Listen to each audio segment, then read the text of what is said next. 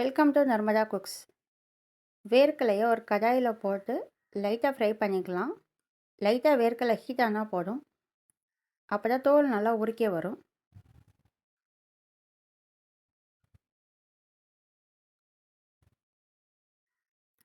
ரெண்டு ஏலக்காய் இடித்து மிக்ஸி ஜாரில் சேர்த்துருக்கேன். தோல் உரித்த வேர்க்கலையும் இப்போ நம்ம சேர்த்துக்கலாம்.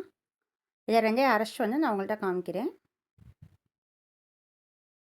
ரொம்ப நைஸாக இருக்குன்னா லைட்டாக குறைஞ்சு இருந்தால் போதும், நல்லாயிருக்கும்.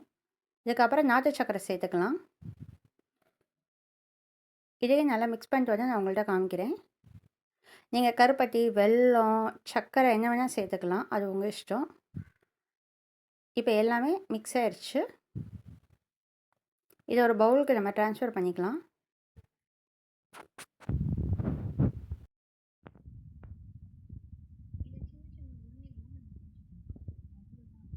ஈஸியாக டேஸ்டியாக வேர்க்கலை இல்லாது ரெடி.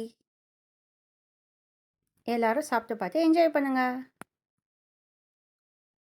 லைக் பண்ணுங்கள், சப்ஸ்கிரைப் பண்ணுங்கள், உங்கள் ஃப்ரெண்ட்ஸ் அண்ட் ஃபேமிலிக்கு ஷேர் பண்ணுங்கள்.